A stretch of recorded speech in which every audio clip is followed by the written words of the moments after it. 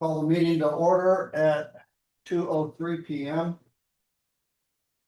Good afternoon. Welcome to the City of Ording Committee of Whole meeting for April 15th, 2026. This meeting is being held in person and through the platform Zoom. A link for virtual participation can be found on the agenda or on the city's website.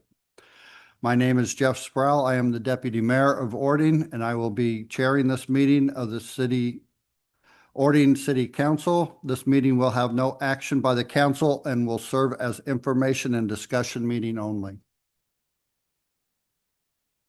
We'll start the meeting with the Pledge of Allegiance led by Councilmember Hogan.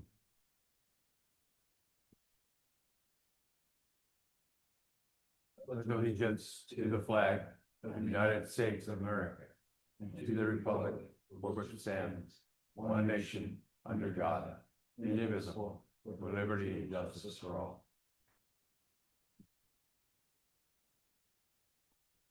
Would the clerk please call roll call? Councilmember Torres, Present. Councilmember Williams. Councilmember Tracy. Oh, I think I might have them on my Zoom, just a moment. No, not it. Apologies. Okay, see you in a bit. Okay. They're trying to get in. I'm sorry. Yes, I'm here. Councilmember, And so is Mr. Reed. He's having trouble with his computer too. Here.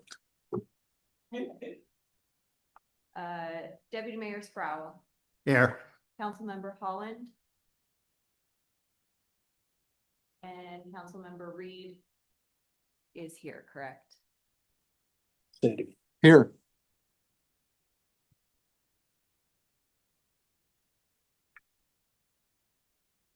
The roll is complete, we have a quorum.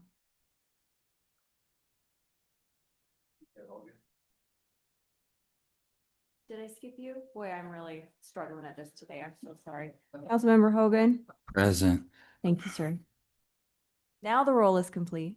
We do have a quorum. Thank you, the city clerk. Okay, so first off, we'll have presentations, and we will, or is there any motions to change the agenda or add to the agenda?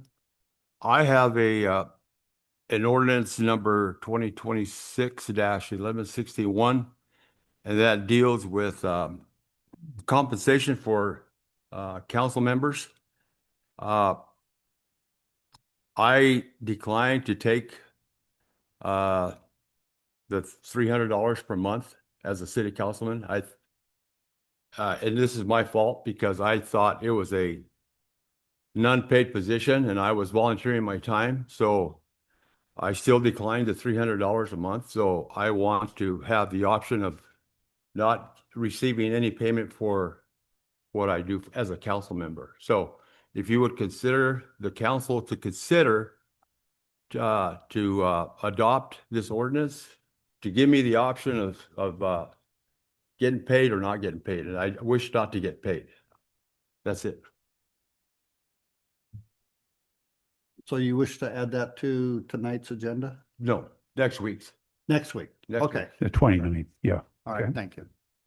Deputy Mayor, I believe it would need to be added to today's agenda, so you can discuss it and then add it to the council agenda. The regular meeting agenda on the 29th of April. Okay, So I do believe it needs to be added to today's agenda. But I think council has to vote on that. For my research today. okay, so we need to vote on it to add it to tonight's agenda, So that's what I read. Mayor? So today it would be for discussion only. Yes. Right. And then you can move it on to the consent agenda for the next meeting to be approved then. Then that way it would allow payroll to immediately implement it for you, Mr. Perez. But we don't need to vote to add it to the agenda. Oh, No, no, you I can thought just, you you can just put it into the consent Into the agenda agenda. from here. Okay. Yep. Okay. So we will add AB 26-41, is that Correct. 61 Yeah, 1161. as item E. And then we will move the mayor's corner to F.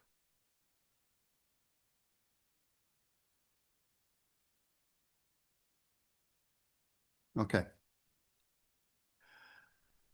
Okay, having that behind us, thank you. Fire chief for Central Pierce County and Rescue. Peter, council members and staff. I know it's been quite some time before I've been in front of you, so getting the invite and the idea to reconnect you with some regularity is an exciting one for us as well. So my intention today was just to speak a little bit about what's been right next to the cross. Okay. Even more so. Right in my mouth. My intention today was just to share a few updates about what's going on in the district.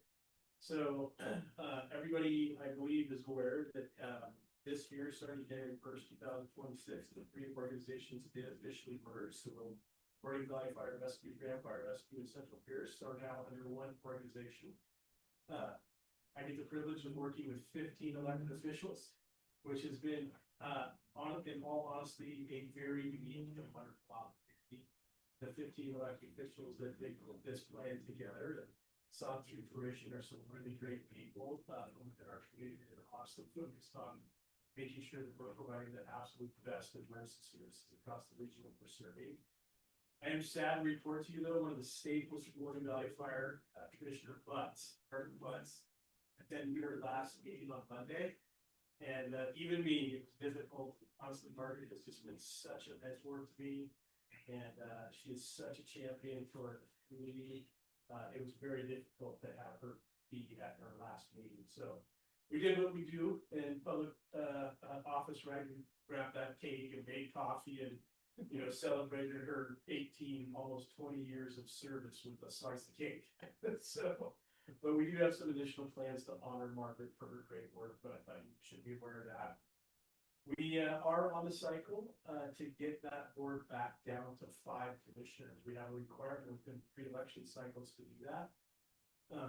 So there's a lot of activity at the board level about making sure that we get in slotted into that phase in the time that's required of us by law.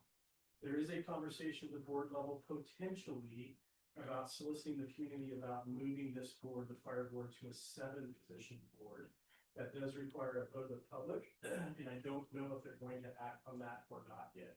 Chief, can you put the mic up a little higher? Yes. And the band are having a hard time hearing you. Okay, sorry about that. So there's a lot of activity at the board level. What we've been doing primarily for the last several months is rebuilding the entire board policy. So the elements of policy in the organization that actually govern the functionality of the board has been a priority for several months now. So they've been meeting every 2 weeks. We've had a few different workshops that they have gathered all day long to just power through some of those policy changes. It's been great. I do want you to know too, on Monday night, we recognized a community member back in August. This was actually August of 2004 here at the golf course on the river. We had an incident where 4 young women got discharged from their tubes in the river and got caught up into a strainer, a tree. And there happened to be a gentleman who's a doctor that was right near that tree and literally saved those 4 lives. So we recognized him on Monday. He brought his entire family down. It was a really, really special event. The reason that I bring this up is even with all the great work that we're doing, we will never have enough emergency responders to serve the need. So the more that we can get the community engaged in CPR and first aid and in a position to have the courage to do something, you know, to save a life or protect somebody within the community is something that we're very interested in. The last thing, 2 things that I'll leave you with is 3 things, excuse me, is I did bring some 2024 annual reports that does have information from the 3 organizations. We're in print for 2025. I'll make sure that those get down there. I do want you to know that for the first quarter of this year, the two fire stations here in Boarding, 40 and 43, had a little over, just under 700 responses of those stations, which has resulted in almost about 900 actual unit responses coming to this call. So the activity is increasing. The one piece of data though that I picked up on last week as I was preparing for today is it's called hospital wall time. These two medic units that sit down here, when they transport them to the hospital, they are typically tied up at that hospital on average for about 52 minutes, which for us, that's too long. It means that we vacate resources down here. We're not moving resources back down in a timely manner. That could cause problems for us. So I'm making sure that that one-time element is actually being forwarded to another group of chief officers to really be paying attention to how we can affect that. Some of it's outside of our control, but I'm part of that. And then again, the final piece I want to share with you is when we put this thing together, this new fire district, when we're under contract with Boarding Valley, now that we serve the city of Boarding, we have some opportunities that I think we should explore the staff level as relates to code enforcement, inspections, plan reviews, things like that. I know you're doing a lot of that work right now through the county, which is totally acceptable, but we'd like to have an opportunity to talk a little bit about how maybe we could enhance the services space. Other than that, I'm happy to answer any questions, and I for sure look forward to coming back and seeing you again. Thank you very much. I got a question. Oh, you got? What is the number of firemen you have on staff? We have we're an organization of just about 650. Of that 650, there's just shy of 500 that men and women that work the line. And so that's where we're at in our growth. Okay, and how many are here? Every day there's a minimum of 5, usually 6 out of this station, a minimum of 2, sometimes 3 at that station. Okay, And then the 40s is actually a target station when we have any excess staffing above the 106 per day that are on duty. They will come down and staff another unit here. all right. Thank you. Thank you. Chief, do you guys offer CPR training, first aid training, or does Michelle? I'm sorry, our Parks and Rec gal might have an answer for that. Maybe a few and Great. connecting. Yeah. Yeah, we do offer a ton of CPR classes. Ironically, the meeting before last, board gave me direction to stop charging for any of those. So we're working on a resolution that we passed at the board level, basically to put those services in. But I'd be happy to forward them. Thank you. Now you even have a contact. We do our CPR training for public works for that as well. Okay. Thanks, Ryan. We got any questions online?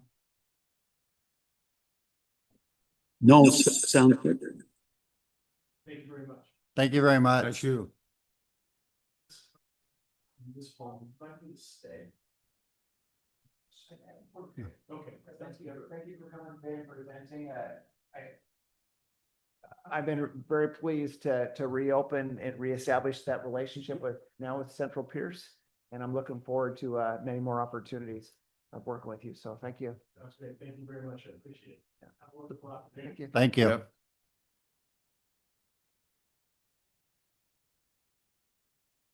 Okay, that takes us to presentation B, Kansas Street Project Update, JC.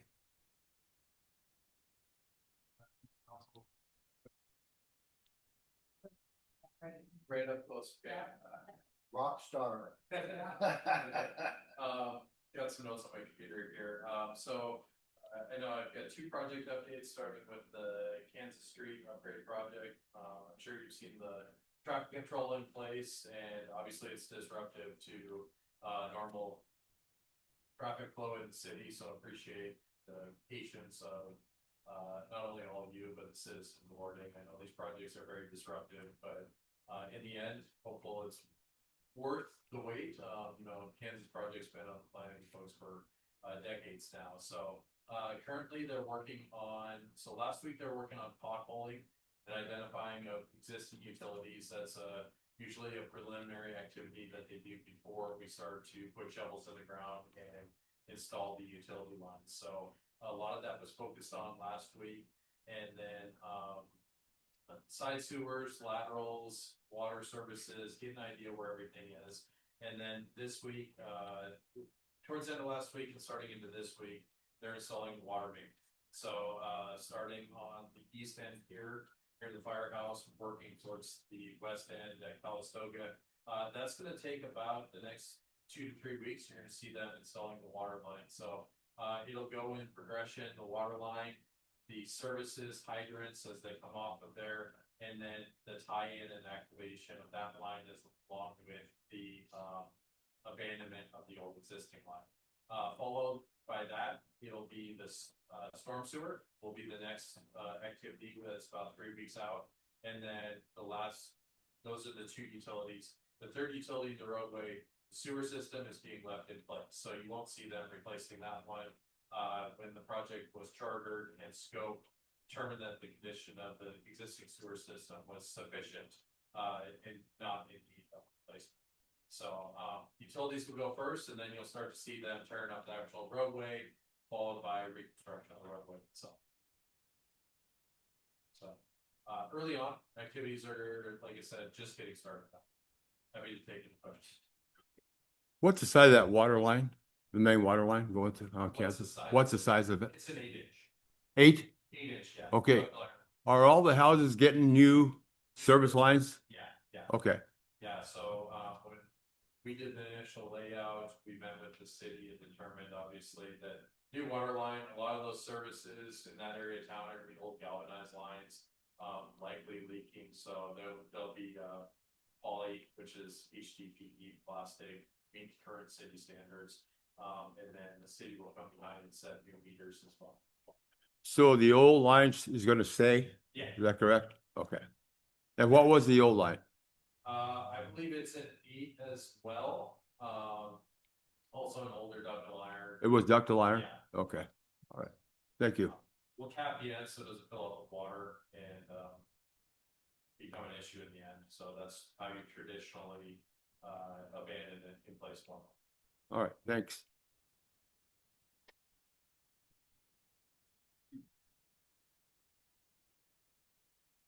As I saw on, oh, sorry. JC, I saw there was some complaints about blocking driveways. Have the city become aware of that? Maintains a topic of discussion with the contractor. Once again, it's that patience aspect. We've got equipment and things that move around, but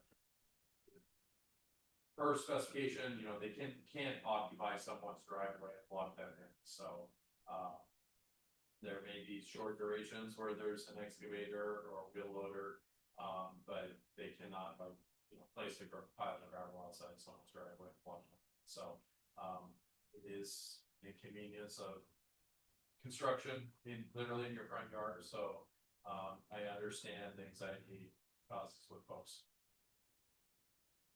Thank you. Yeah, I do too. And hopefully those homeowners are coming out and like, I need to get this moved and Yeah. having that conversation. Contract this team together with the city, welcome coordination. Like if you've got a problem, please raise your hand if something concerning. Contact Public Works and we'll work with the contractor. The contractor wants to be a good partner with us as well. And so the more that we can inform them of issues we're having, work collectively with that, that's how we develop a good relationship. Well, the 3 tiers, the city, the engineer and the contractor all working together as one is important for successful delivery of these projects. Any known issues that the council needs to know about that may hit our radar? Now, it's an old roadway, so just finding those old utilities and side sewers and things like that. Gravity sewer is never gonna be as easily located as a ductile iron water main because you can get a metal signal on it, and identify that. So, we're working closely with that. Like I said, there's gonna be old pipes in the ground, and so it's just mitigate it, work on it, and we'll work on, move on, so. Okay. Anybody online have any questions?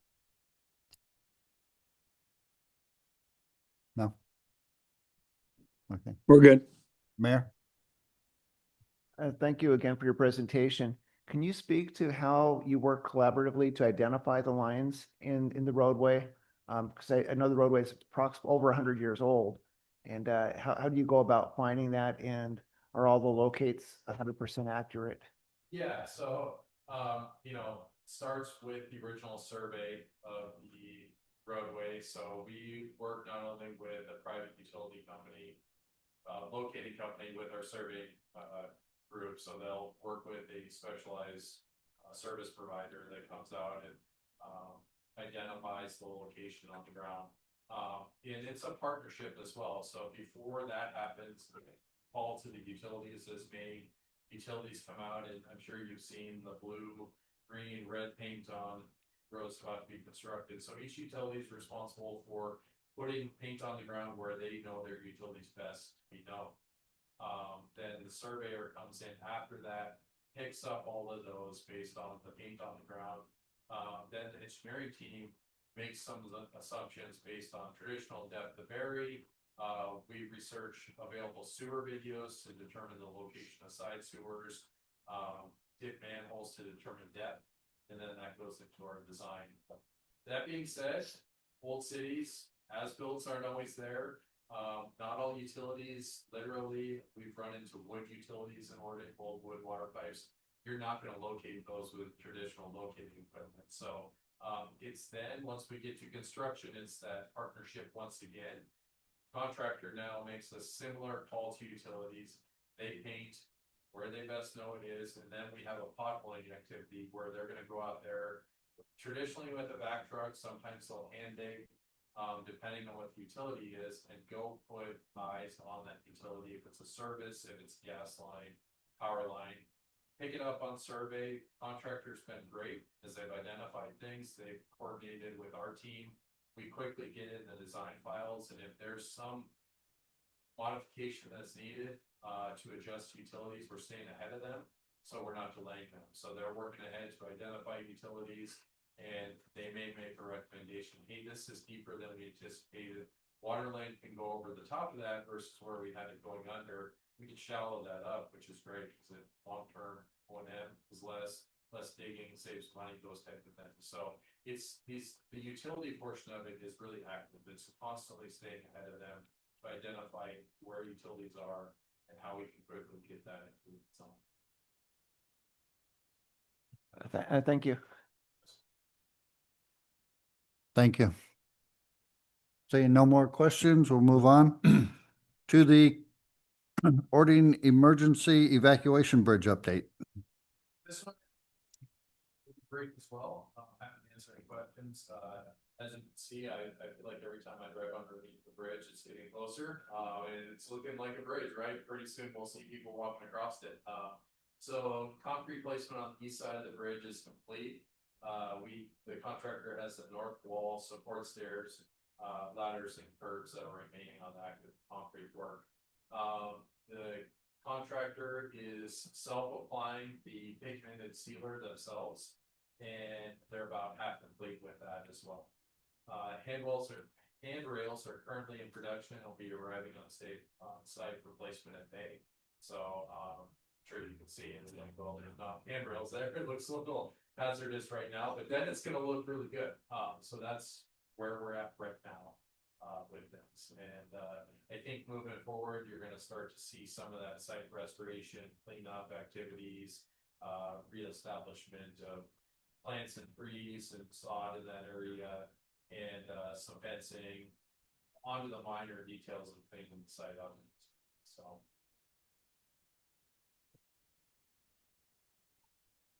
Councilmember Torres? He answered my question about the handrails. Yeah. I kept saying, when is this gonna be handrails up there? Yeah, all right, we're good. Councilmember Hogan. If there's any damage to the trail, are they required to repair it, or are they gonna charge us to repair it?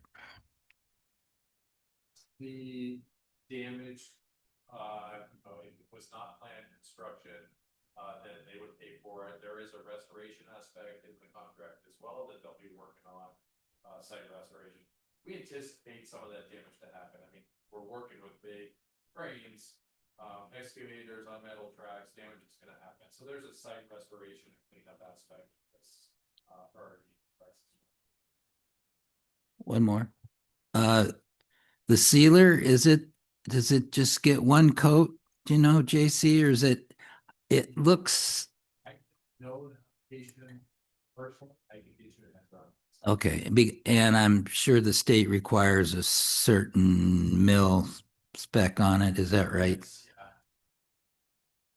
This is with the state, it says may require, in urban environments, so, you know, the may, and would you consider this an urban environment is up for interpretation. Wausau's interpretation of this bridge is yes, you're going to do it. So Ryan, do you know as far as number of coats? I don't recall off the top of my head number of coats, but I can tell you it's on the qualified product list. And it's Washington gray, I believe is the actual color. And they're doing a good job, getting everything looking good. That's gonna help us with any kind of graffiti or other markings that will be on the bridge, and it will also help seal it from rainwater penetrating into the surface and causing it to fall out. But I can definitely look into that, things that we did for the community and see what that contract is. Thank you. Mayor had a question? I just would like to add that part of the collaboration with working through the project is that the city staff, our public works department has identified areas where they could work in collaboration to mitigate some of the restoration cost, and working with Rainier Meadows development for soils, for remediation of the soils to the site. And so probably by next month, we should be able to have a report out from our public works on that portion of the work, which they've assumed, which is assisting with the restoration of the site. So, and it should hopefully be good news, substantial savings, and they're all working really well together, engineering, construction, and public works. So, yeah, thank you. And when you said that the railings are being worked on, I imagine we're gonna have chain link fencing going down over 162 as well, and will that be like somehow bent in so that? There's not bent in detail on this. There's hand railings along the top of the bridge, but not like you're explaining the curved in. This does not have that detail done. So how high do those railings, do you Off know? the top of my head, I'm not sure. I can find the detail here. Give those for you. Okay. Okay, thank you. I assume nothing online? Thank you. Okay, and next presentation, wastewater plant general sewer plan update.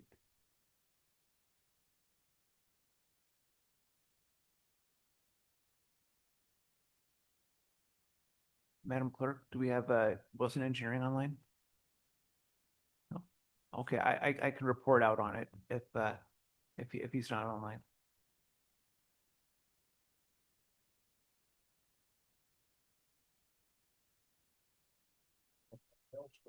Yeah, a little bit of hail.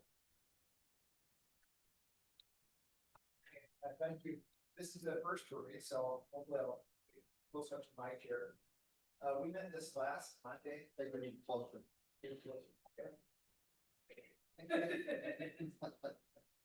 Okay, thank you. So anyway, upon taking office, administrator and myself went and reviewed the engineering general sewer plan, and we found that the plan was a little bit out of reach of the city, so exceeded our ability for near-term financing. It would probably be unaffordable for a rate structure as well, when compared to our level of service or cost of service, say what's going on. We're looking at approximately $120 million in 2 years being applied to our sanitary sewer system. So we began work with seeing if we could work to resize it, and with the Could you move over to your mic at the table, please? Okay, They hear you a lot better over there. okay, sorry, Yeah. don't know worries. Yes. Great, thank you. So at any rate, we began to work first with the Department of Ecology to go back and see if we could find some room within our current existing facility to continue the use of utilizing the lagoon process that we have and address the near immediate type of concerns with the solids removal in the plant and some other near-term projects that are critical single point failure points for the treatment plant. We attended that meeting with parametrics with JC Hungerford, myself, and Administrator Bethune, and staff from our Public Works Department. They agreed to that approach. They thought it was responsible and would make best use of our resources going forward. So we then began work with Wilson Engineering to go back in and reevaluate the general sewer plan as they had designed. And with that directive from the Department of Ecology that gave us the wiggle room to continue use with the lagoon in the near-term future and up to 7 years. Their intent was not to necessarily stop us from using that as part of our process, but to work with us through the upgrades. So one of the requirements they wanted to see some test wells to just ensure that it was secure, there was no leakage into the groundwater. So moving forward with Wilson Engineering, this Monday, we met with them and had the opportunity to review their revised general sewer plan that would reflect more of our goals of near-term, intermediate, and long-term planning for the treatment process.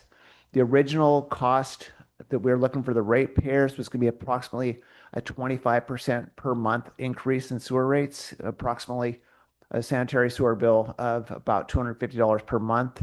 Upon revision with Wilson Engineering and working within kind of the guidelines that we set for them, they were able to address the near-term impacts on the plant with the solids handling, the headworks, and some immediate improvements in our collection system with flow monitoring, and then move into some mid-range upgrades, which would add reliability and resiliency to the treatment facility and improve and optimize its performance. And then leave provisions for long-term where we can reassess the plant performance in the future and then plan the next upgrades if we go with the solids treatment process or another type of a process for our water treatment. So it was very good. The end result that we came out of it was a 20-year plan that would look at approximately a 4% increase per month for the ratepayers, which would be 3% plus 1% for growth. So that kind of achieved our goal, and we're looking forward to be able to bring that forward to council as we get a little bit closer to submitting that to the Department of Ecology. And then we start that process of taking the immediate steps that we're going to have to take this year, which would be the solids removal from the current lagoon, and then begin the flow monitoring almost immediately. Those would be the goals for 2026. 2027 is actually when we as a city have that opportunity to really start getting some of these upgrades going, like the headworks on the facility, which is a single point failure point for the treatment plant right now that needs to be desperately upgraded. So we're going to begin on those first in 2026, 2027, and hopefully by 2029, the plant will be back into some very good operational order. So I'm open for questions, or we have Engineer Hungerford here with us as well still, but.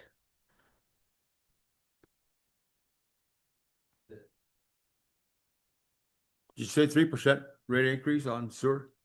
Yeah, 3%.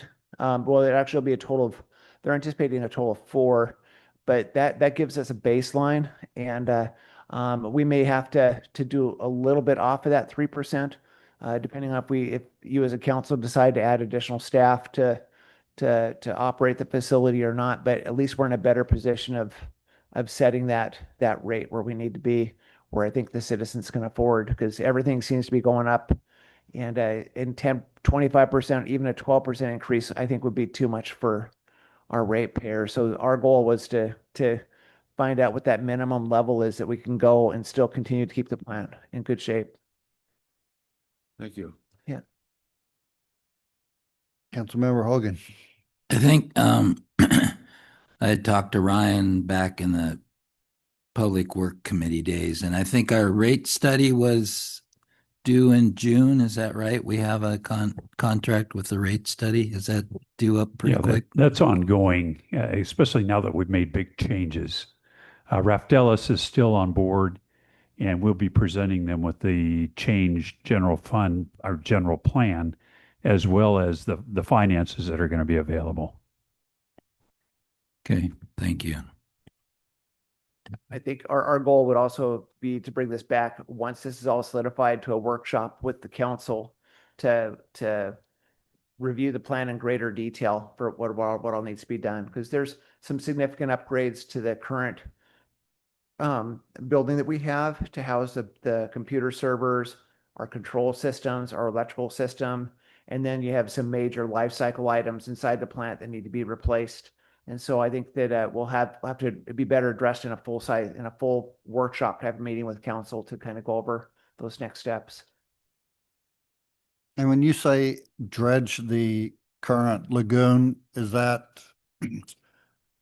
what we're currently doing, or is this a different approach of like what we tried to do last year and then it ended up being $3 million?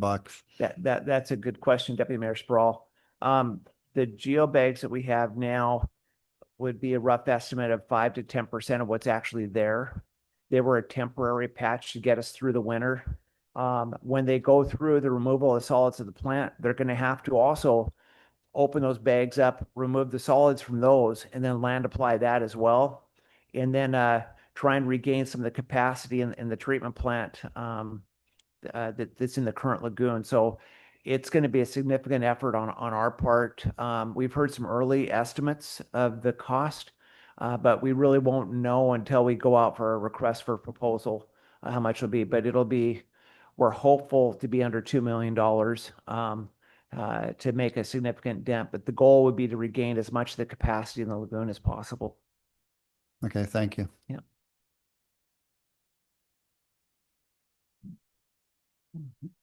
Seeing no further questions, we'll go on to presentation E, council rules, virtual meetings, Mayor Drenner. Great, thank you. So as you all know, we opened it up last study session about some opportunities for us to relook at our virtual meeting attendance. And what I'm just basically hoping to do is to get council members to look at this from an ad hoc committee, because it is the council rules. There's some things that I've been reviewing as far as how we communicate our virtual attendance and our virtual streaming of our meetings, that I think that we can add some better protections and guardrails, and also protect the integrity of the city as well going forward. But I'm hopeful to get some volunteers to create an ad hoc committee, hopefully of I believe Councilmember Sprawl, we can go to three for the ad hoc on that. Sure, yeah. So if there would be a couple people wanting to look at that, Councilmember Hogan has worked, I know, on the council rules, and I don't know if this should just be as part of that review process going forward. So I'll leave it up to all of you. It was just something I wanted to remind everybody of, and look at this body to review that process. Yeah, it looks like I've got it pulled up now. I'm looking at our city council rules of procedure. 1.4 is our remote participation, and I think it looks a little weak. So I know last year the previous deputy mayor, myself, and I'm not sure, were you on that also? We were going to look at this. And Yeah, I was just kind of a sideliner looking at it too, but yes, right. That was my next question, to remind you that you and the past deputy were starting on the process, and I'd asked to be included, so. Right. So I think it definitely needs kind of an overhaul and some fresh eyes on it. And I'm glad we've got new council members, hopefully can be part of that ad hoc. and then kind of take this one and go through it. So. Okay, thank you very much. And we are going to go to presentation F, city logos, also the mayor. Thank you.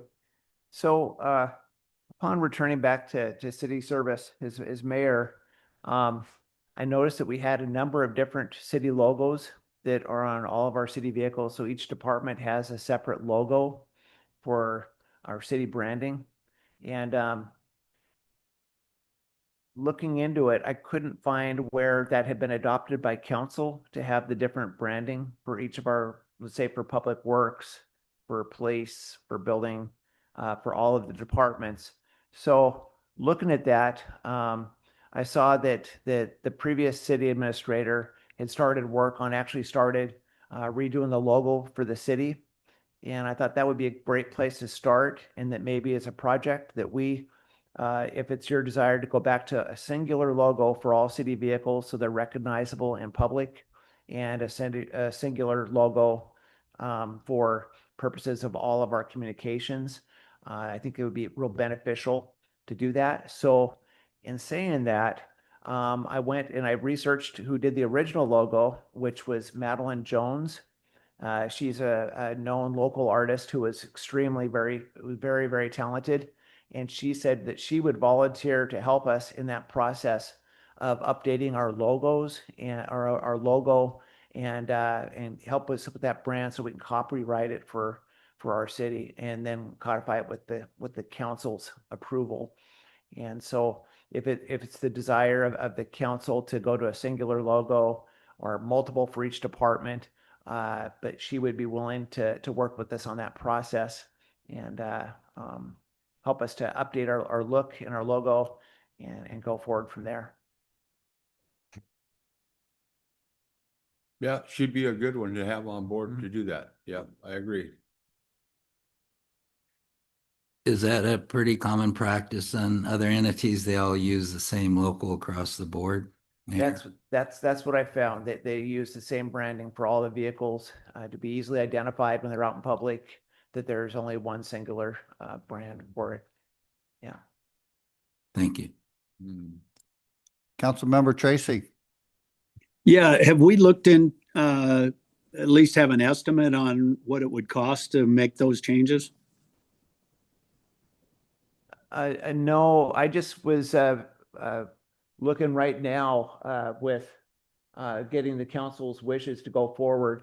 I know Madeline she was gonna actually volunteer to upgrade our logo, and it would be something that wouldn't happen overnight. It would be as we replace equipment, or as we, introduce new letterhead, that type of thing. It would be something that would be over time. And she would most likely work in conjunction with some of our city staff. Like I've approached Michelle Afri on this as well. And so it'll be more of a process. And then once we get the process going, we'll have a better idea of what the cost of that might be. Okay, I see. I misunderstood. I thought you were thinking of each vehicle that has a different logo, we would change them all. But that's better if we do it as we get rid of vehicles or change vehicles. Thank you. That was the thought. Thank you. Yeah, that was my concern when I first saw this. I think we all, probably most of us, have been in here long enough that King County switched their logo. I mean, a drastic change, and it was millions and millions of dollars to do that. And that's just something that I was afraid of until I heard further that we've got 6 logos now. I think we only need one. Most companies, most cities only have one. So I would definitely look into just having one. And then, as you said, as things come up, as we need to print new letterhead, we get those things updated with the new logo is the proper way to go.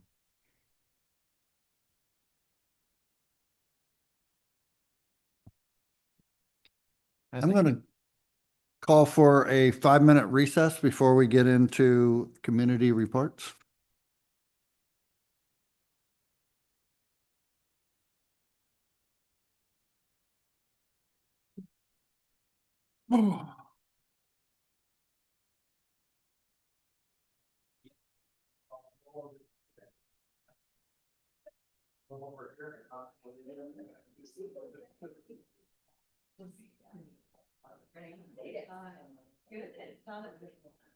Yeah, that's right. Oh, yeah. Yeah, no, and I, yeah. There was a meeting fixed. For a detailed conversation. Where it hooked up to. Well, yeah. You're in. Oh, yeah, the voice that I had. Yeah. Well, we had one dog. You got it. What's that one? Yeah. Well, we had a lot of, yeah, we do a lot of care commercial. Yeah.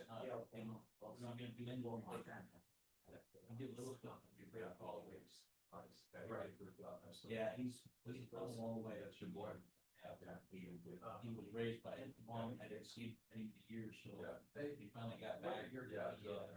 I have an attendee, COO DLX ending in K7M9. Can you tell me who that is? Oh, yeah, no, I'm gonna give a little brief on it, Yeah. give my guesstimate, but I mean, I'd say probably that. Less than last time. Way. Right. But I mean, More reviews, I do, but. it was 15 people spots. Okay. Or this year, maybe 10. This these things take. Granted, we had a lot more time this year. Yeah, and it's a front door, yeah. Based on that story. Yeah. No, I understand. No, you just go, I say, and I don't get that view at all. I'm stuck down here and I just look Yeah. of what's going on now, so.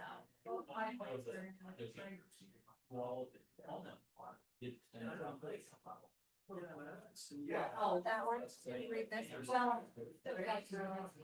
Pardon, what was that? Statement. Okay. Get to item F now, and. Per se, so somebody's statement, yeah, and then this is the and the future. So, So you'll read this.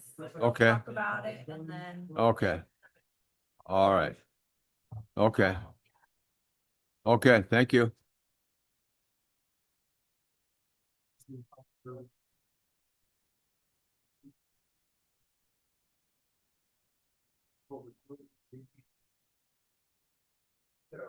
They're basically, so probably right around, I know they're from. Yeah. You're right, it's under, this is that. I won't know, I think I should get them right here. In the fab shop. Yeah. The first 800 feet. Yeah. Because it works like, and also come out the largest gas. Yeah. 800 feet. Yeah. I know. That's getting close to the time to start working on the backyard and front yard and. I bought me a dump trailer. Brand new. I bought it brand new. So now I get to haul my own topsoil, gravel, whatever, so. How many yards do you want? 3 yards. That's pretty sweet. Huh? Yeah. Jobs. Well, my nephew, who is a fireman in Sumner, he has one and I was borrowing his and I hated to borrow his. I hate to borrow any equipment. So I said, now I'm going to buy one. Okay, hook it to your truck. Yeah. And then electric. Yes. Yeah. Press the button, dumps, done deal. No more shoveling for me. 7 yards of, 1/4 inch of brick. Yeah. 1/4 inch brick? Really? That stuff that comes around. Yeah. What? You're not using it? I gotta shovel it up. I moved it all in my backyard and they said. You want me to bring my trailer? You want me to bring my trailer and my helper and load it up? If you want the stuff, if you want the material. Okay. I wouldn't have the strength to, I can tell you, just dig it all up. Right. If you know some young guys. Okay. And you want the material, have her. Okay. Free. Okay. But he's covered all of our beds. Oh, it did. Okay. Then the grandkids were taking it into the Oh, right. house. Yeah. driveway. Right. It's never- Right. So And then your lawnmower, I used to do it all up by hand. your lawnmower picked some of it up. Picked it all up by hand, shovel, wheelbarrow, it'd be all 10 yards back there. Wow. That's a lot of work. Half a son. That's a lot of work. But now it's got it in one spot. Okay. So, is it easy to back up a trailer to it? Yeah, you'd have to shovel it, wheelbarrow it out. Oh, you do? Then you'd have to load it into the. Okay, wheelbarrow. okay. So not easy. Right. Yeah, okay. Well, I'll see, But but, soon leave it there. yeah. Yep. Yep. Call the meeting back to order. And we are doing community reports now. A, Ording Business Association Daffodil Parade. We'll get this to work. That sound okay? My name is Jason Hoteling. I'm with, I own First Chance Towing here local. Today I'm here as Vice President of the Ording Business Association. Give you a little bit of insight of the report on the Daffodil Parade that we hosted. All in all, the parade went off, I say parade, but festival went off, extremely well. We had a couple little technical issues along the way. Mayor was working with us to kind of overcome some of those. We've got some plans that we need to, work on for next year and any other big events we're gonna have. We had some power issues, had a delay on getting power hooked up, communication issues. We think that we need a more direct line for whoever's gonna be in charge so that we can get to whoever. Luckily, we didn't have a problem. We didn't have any emergency problem. We just had a delay of getting people hooked up by blower out. So that caused some issues, but we were able to iron it out, get it working once everybody got there. But we didn't have any direct communication to anybody in charge of that. So that took a little time to sort out. After that, throughout the day, we had work with some power issues there. The thing that I seen happen a lot is that nowadays the vendors are showing up, especially the food vendors. Their trucks and their equipment are getting bigger and bigger. They're no longer showing up in tents. They're showing up in trailers. They're showing up in trucks. They're going from using a 110 power cord to using a 30 and 50 amp power cords. So we had several people that brought their own big generators, that we had to switch them back over because there was not enough 50 amp power cords to power them all up. The problem with doing that and the size of the units is that it is extremely noisy for the announcer and whatnot of the parade, because they're located right straight across the street. So with the mayor communication we had there, looking at the different possible power options that we have.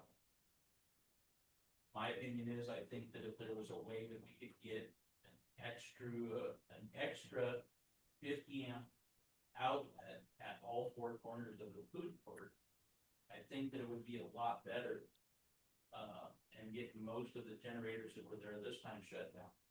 The noise volume coming out of the food area, messing with the parade and the announcements there, I think would be considerably less. I think next year, if those haven't been accessible, I think we're gonna make sure we move generators further back away from the parade, which that will definitely be an argument with some of the vendors, but it was just so loud as far as I was concerned. And, I think that that's something, if we're gonna continue to bring those type of people in, I think we need to figure out how we should supply them with a little better power than what we had. There's a 50 amp, there's two 50 amp cords at the Lions Den. There is another 50 amp outlet at the gazebo. There's another 50 amp cord that's further in the northern side of the park. So those are the three. But when you start looking up 3 and 4 different units that all take 30 amps a piece or better, you're obviously overloading them. So it took a little while to organize that out. We would be happy, I would be happy to work with whoever's involved in that, see if we can plan out a little better for next time. I think the electrical box that was down there was being streamed pretty good on both sides of the street. That was a big concern. That was probably our worst concern with it. But we got everybody working, everybody leveled out. Obviously, people were there. I don't know if any vendor actually sold out this year as we've seen before, but everybody that left as a vendor was happy with what happened, the food court. There was obviously people who want to be in different areas, so on and so forth. That's just logistics. I don't think that was such a big deal, but as far as the individuals that are selling, everybody's going to be happy. The other thing that we ran into later on in the day, as I was working with the mayor, we were getting ready to start moving buses and whatnot, getting ready to start shutting down streets. We noticed that all the signs that are hanging on the barricades, I don't think there's any two that say the same thing as far as what time the streets are closing. There's one sign that says by 2, there's one sign that says by 3, there's another sign that says from noon to 7. So I think that depending on where they come in at, they don't know exactly what's going on, and there's no cohesion in that. I think we need to solve that. The other thing that we're doing at the OBA is when the vendors sign up next year, they're going to have to initial a box that they know that they can park in the park and get unloaded, and we're putting a noon cutoff that they have to move their people. So I would assume that if we do that, we're gonna have new signs made. Maybe we do the same thing. That way we can start clearing those streets at noon, versus waiting until 2 or 3 o'clock when we're all under the gun. I don't know about past years necessarily. I know as a tow guy, nobody likes being impounded, and we don't like to do any impounding at the Daffodil. This was probably the first year that I know of that we did not have to impound a single car. We did have 3 cars that happened to all be vendors. 2 of the vendors come running just as we were getting ready to load them up, and they didn't move. We did have to move 1 car, relocated it with PD to another location. Turned out she was a vendor too, just didn't hear what was going on. So vehicle wise, no impounds this year at all. I think between what the city did, OBA did, social media, our site, telling everybody where to park, how to park, make it work. I think they did a pretty good job. Buses came in. Mayor asked us being first against towing, to help him guide the buses in. That seemed to go off pretty good. We had a couple issues. We're getting a little carried away with a couple of the support vehicles for the vans. We got those handled that way. But as far as the buses went, I think that all went off pretty good. Got them in, got them out, got them lined up. I know the mayor was pretty anxious about it. Finally told him to go be mayor. So other than that, that was the good and the bad of the setup and handling the people. John, our president, she kind of took the north end, I kind of took the south end, talked to all vendors as they were packing up. We didn't have anything bad from any of the vendors. All the vendors that I talked to especially said that they met their expectations on sales or more. We had 2 vendors in the middle of the day. Maybe they weren't selling the right thing or whatever. They left early because they said they weren't getting any positive, anything out of what they were doing, so they left early. That was 2. Everybody else was extremely happy. I believe we had 90 vendors signed up. This was the first year, from what I understand, that we used the south end of the trail for vendors. I pushed that myself pretty hard because we had so many people wanting to sign up. So it obviously worked. We're all happy. Vendors were happy. I don't remember exactly how many showed up, but it was over 60. I know that. And so I think the parade itself, the festival itself, I think it was all positive. I don't think anybody had a bad day. So I guess that's the basic report. If there's any questions, I'd be happy to answer them. I just want to thank you for coordinating all that, Jason. Appreciate what you've done and the time and effort you took, and I just thank you for it. Yeah. Yeah, yeah. Excuse me. Yeah, thank you to the OBA along with our city crews. I think it went just nice and it was huge participation. So thank you all to staff and the OBA, Jason. Thank you. So on the food trucks, when they sign up, do they sign that up through you? To where they're gonna park, or is that the city? No, the OPP, that was part of that was part of our issue that we had when we were first setting up. The vendors obviously go all over, they all know what they're doing, they've got it. So what we had happen was, we had a couple of vendors sign up and bought 12-foot spot. And they got down there, we all started showing up about 6:30, 7 o'clock, they were already sitting in a place that they wanted with a 30-foot truck, about a 12-foot spot. So we had, I think there was 2 of those that did that to us, so we had to kind of maneuver people around. That didn't affect any of the power issue, did affect a little bit of attitude down there with, I always park over here and one over here, just couldn't fit it in the way that it was. We worked our way through those. But in answer to your question, yes, we handle that sign up. We've already changed our sign up sheet already. So they're gonna have to mark off exactly how long their truck is or whatever it is that we're bringing, and then we're gonna build accordingly for that for space. And then I guess in there maybe also what their power requirements are? Yeah, Because then the ones that don't need the big power could go up towards the front end, and the ones that may have to use a generator, push those guys into the back. is we're gonna issue actual red tags to every vendor that comes in, because even the trucks have support vehicles. So we're gonna issue them red tags with their information on it, they can lay it on their dashboard. So when it comes time to move cars, we have to guess who they are, we can find. So we're adding that as well. I don't think that's ever been done.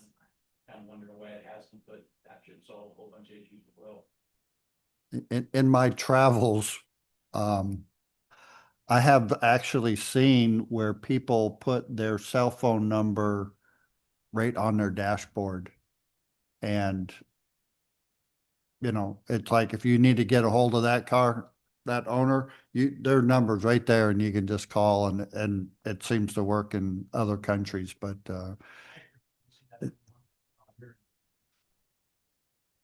Some reason. Right. These festivals. Right. it doesn't run Yeah. But it worked this year, it hurt it. So Yeah, that's good. That's good. So thank you very much. Thank you. Do we have anything else on the Daffodil Parade that? Works from our events coordinator, Michelle, has some comments potentially. You ready for staff So report? we'll do staff reports, and we'll do Michelle first. Yes. Take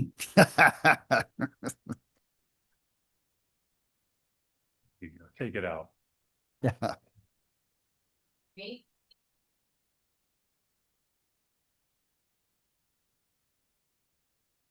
So, again, like Jason said, he gave a great recap of the good, the bad, the ugly, and all the things throughout the day. So I'll just mention a couple of things to piggyback on what he said. Overall, I was so pleased with how well all of our departments work together. And with the OBA, I know there was definitely some communication challenges early on in the event. But once we got that sorted out, and they kind of knew who we talked to, especially for electricity, and once Public Works was on site, they were able to remedy those problems right away. So again, really pleased with their work, and we've made some significant notes for next year, specifically with the power. Our Public Works team definitely mentioned getting with OBA sooner on to talk about food vendors and create a food map together. That way you've got city staff right there who knows all of the power sources at the park, and they can actually work on that food map together before the event. They're not scrambling the morning of. And then again, getting to know the true size of these food trucks. So So we've made some great notes already for next year, and, I was so pleased with the turnout and the vendors. I thought the setup looked great in the park.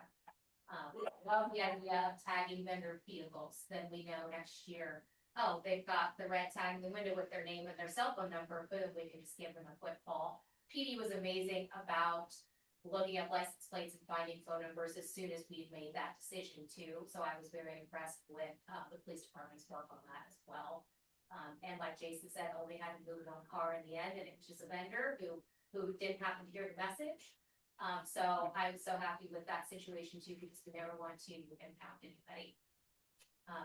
Other than that, I thought, Public Works would prefer to differ. Ryan says he thinks it was a slightly smaller turnout this year. I feel like it was one of our largest turnouts, especially in the four or five times I've coordinated the parade now. I felt like it was one of the highest turnouts. But we had some of the nicest weather I've witnessed in the last 5 or 6 Daffodil festivals. So again, our turnout is very weather dependent, but it was so great to see the streets filled, smiling faces, activities, food, and me acting crazy down here, getting a parade down the street, but we got a parade down the street. That's always my goal. They may not be in order, but they got down the street and we put on a good performance for the community, so I was really happy with that. I suppose with that, if there's any other staff related questions about Daffodil, I'm happy to answer them.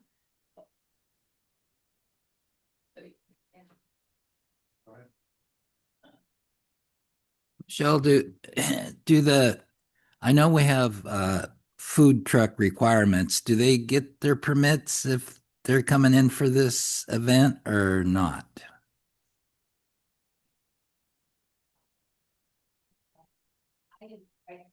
Policy, but I'm not quite an expert. But I believe when a organization or the city organizes a special event, they get something called a special event permit in that application. And that basically fulfills that requirement or substitutes the food truck permit requirement. So then,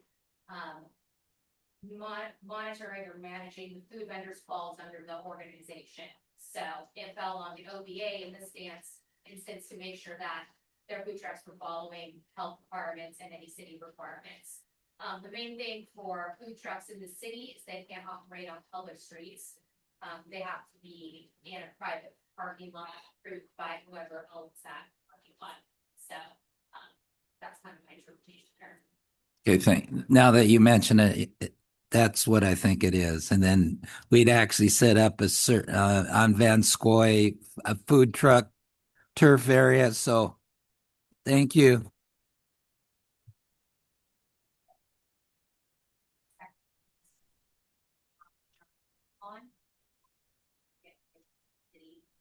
One thing to know, especially events like these, which I'm very thankful in the food truck policy, is a food truck can't operate within 300 feet of a special event. So that ensures that you don't get unapproved vendors parking right over here on the corner and capitalizing on the event. They didn't pay, the OBA or anything to the event there. So that's great having that. See. Thank you. Yep. Couldn't ask for better weather. Oh my gosh. That was perfect. Yeah. I mean, this is what Daffodil weather looks like right there. Favorite before, so again, it was refreshing to have nice weather and a good event overall. Yeah. I think that's 2 years in a row now. Nice. Always stop for the parade anyway. Right. It may be raining cats and dogs 10 minutes before, but then it always clears up. So yeah, thankful for that. Thank you. Okay.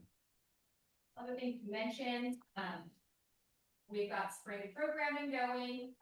Really happy to announce that we have the most kiddos enrolled in soccer ever, 175 kids. Utilizing White Hawk Park and Gratzer Field. So really excited for that season to kick off and see how that goes, having expanded the age bracket for that program. And then the other thing to note is we're excited that we have a new painting instructor for our classes. Our current painting instructor is moving out of the state, unfortunately. So I was really happy to see another community member wanting to offer that for us. So we're going to start, having him post our painting classes and hopefully that goes well. And then, I'm also going to the Washington State Recreation and Parks Conference next week. So I'm looking forward to that, making some connections and learning some great information I can take back. That's all. Thank you, Michelle. Councilmember Tracy says, nice job on the microphone.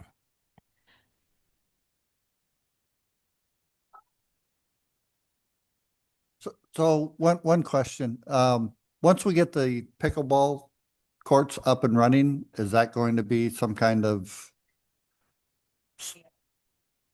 Oh, yeah.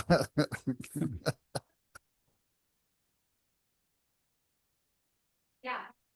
For the pickleball and tennis court, and the basketball court has great options now too, but definitely I plan to have youth and adult pickleball leagues as soon as the courts get playable. And then, I've made some connections with other people who program their pump tracks with bicycle programs. So I'm really excited to start researching that once our pump track is constructed as well. So yeah, making some good connections and got the wheels turning. Thank you very much.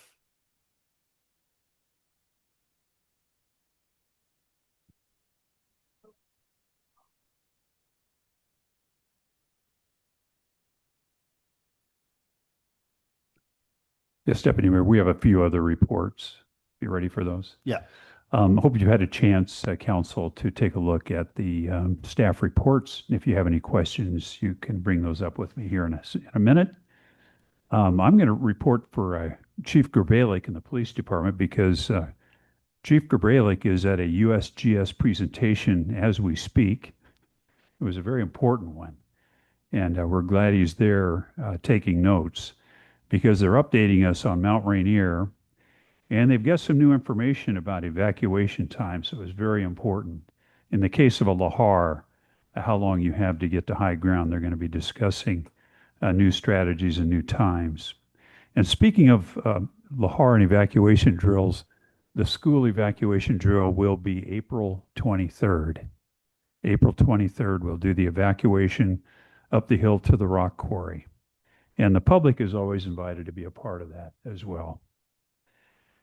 All right, I wanted to share with you a bit here from administration regarding the old city hall. We were able to get a floor plan created, which is helpful as the council is trying to determine what you want to do with that building. We thought it'd be a good idea to be able to give someone information about it. The second thing is we are getting a commercial appraisal done over the next 2 to 3 weeks. So we'll have some idea of the value of the building. So I think that's going to be very, very helpful as the council debates that. I have reports coming really from a couple of our department heads here in a minute with some of the agenda items. So that'll be it for reports for City Hall Pine this time. Should ask any questions.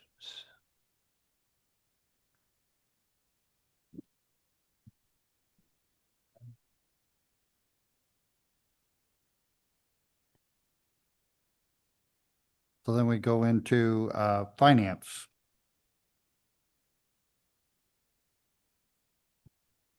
The finance report wasn't originally included in the packet that was sent out, but I did send out the 2026 March financial report separately in an email. I did leave a copy for each of the council members that are here today, so that's in front of you, but we can go over that as well. For the March activity, the first page shows what our fund balances are. So ending fund balances are $25.6 million.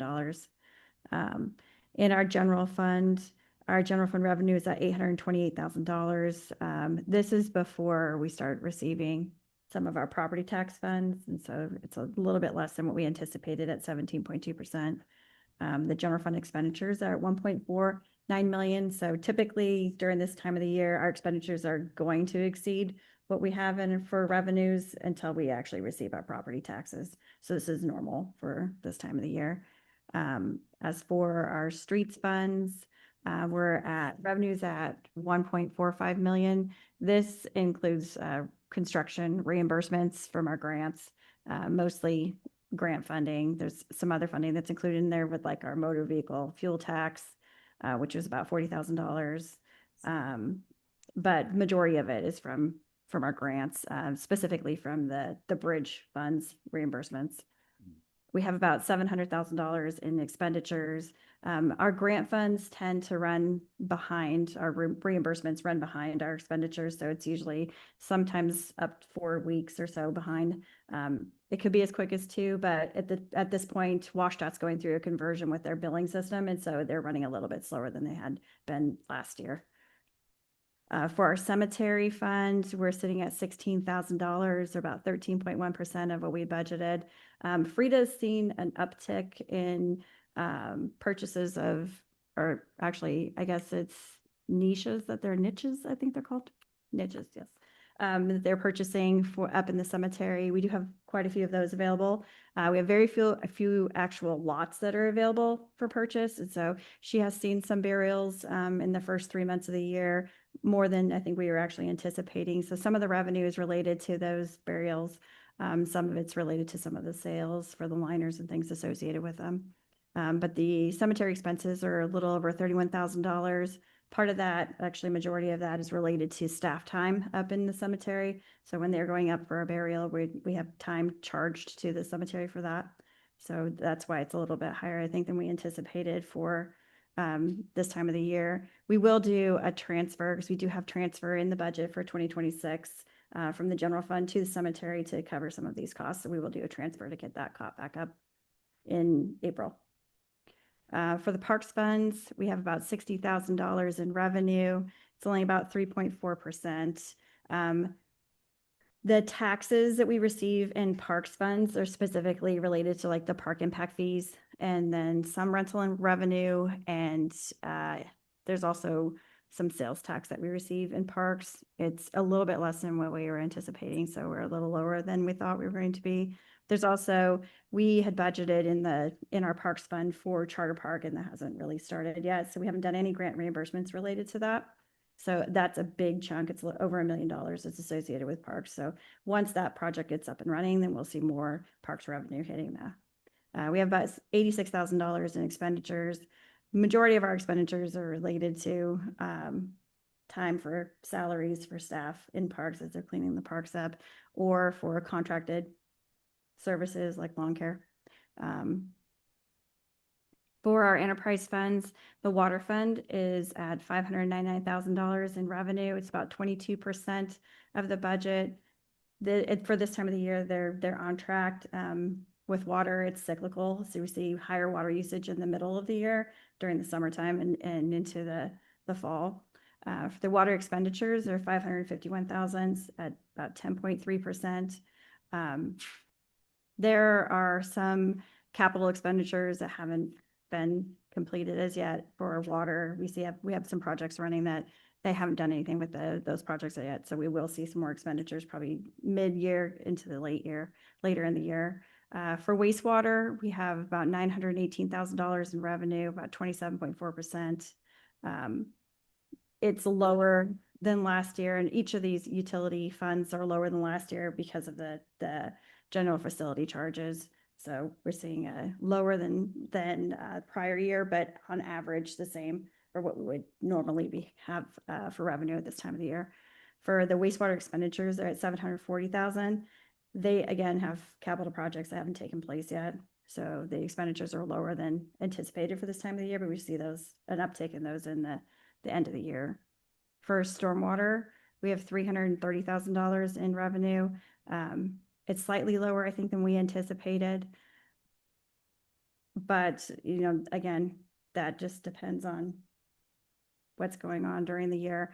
The expenditures are at $338,000. So those are higher than our storm revenues at the moment, but we anticipate that those will correct as we move forward into the year. So it's not high enough to really be a red flag for us at the moment, because it's only $8,000. For investments, we have $23.5 million invested in LGIP, sorry. And then we have 3 bonds, a little over a million, well, we have $1 million and we have 2 bonds invested with the US Bank. We just recently heard from our investment broker that we work with from TVI that we will be switching to a different portion of US Bank. So US Bank Corporate has a couple different options for investments, and we use US Bank Safekeeping right now. They're not going to continue on with that program, so they're going to move us to a different program. So we will see an increase in fees associated with bonds at US Bank. We typically were paying somewhere around $500 a year, and their estimating fees will be somewhere around $1,500 a year to manage the account. After having the conversation with him, I asked him what our other options were for possibly putting our funds in other bonds or moving them to have some other organization manage our bonds for us. And he said that he had given us a few different quotes for rates, and US Bank is still the lowest at $1,500. So it will be slightly higher than what we've been paying in the last few years, but it's not an option to stay with the current provider.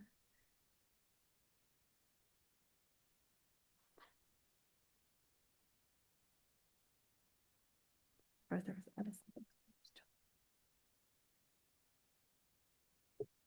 I can't remember what I was going to say.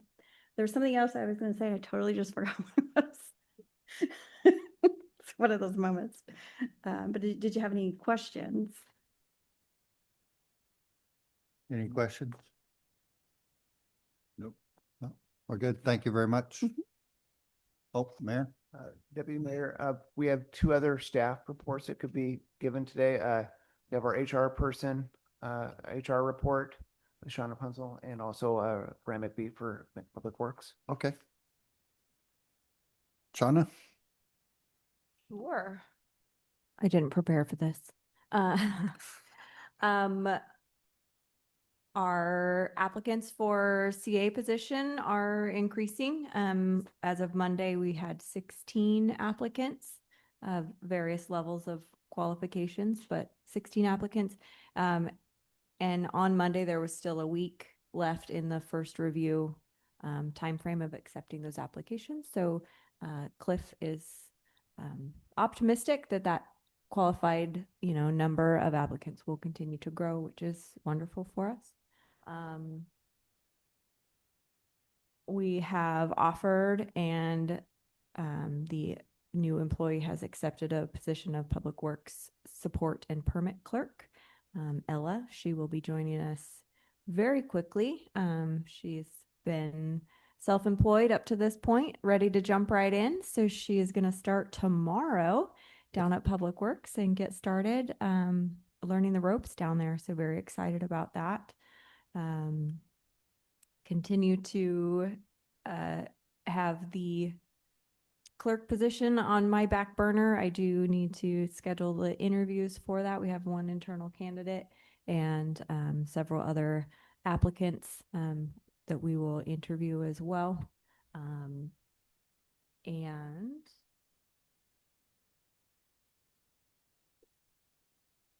I think that's all I've got for now. And then the Bonnie Lake person is Oh, yes, sorry, or, that was the other excuse part. me, Yes, the Buckley Buckley. has approved the interlocal agreement last night at their council meeting. So Treva will be assisting us with agenda packets, putting together agenda packets and meeting minutes. So that will help tremendously to get those pieces done. Our front desk reception clerk, Andrea, has stepped up. She's accepted a term limited role during this transition that our clerk is gone and our executive assistant is on maternity leave. So she is really stepping in to help with records requests and pieces of those positions with that. So she's been a tremendous help as well. So we are getting through, muddling through, but Treva's assistance should help us get packets and things out smoothly. So that'll be very helpful. And she understands, a lot more of the nuances of clerk information. So I think I will still muddle through roll call and things. So I apologize for that, but we'll get through it. Any other questions? Did I see we got an emergency management person? Oh, yes, Hope. I struggle with pronouncing her last name. The M is silent. Bukwa is her last name. She has joined us in March. She joined us, so she will be out at the, to my knowledge, she will be present on site and not up at the EOC for the Lahar Walk. So if anyone is joining us for that, you'll get to meet her. She's wonderful as well. Very kind.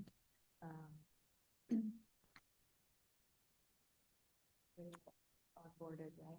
So- Oh, and we also have a new photo enforcement court clerk. This is a term limited position as we figure out how excuse me, my throat's really dry.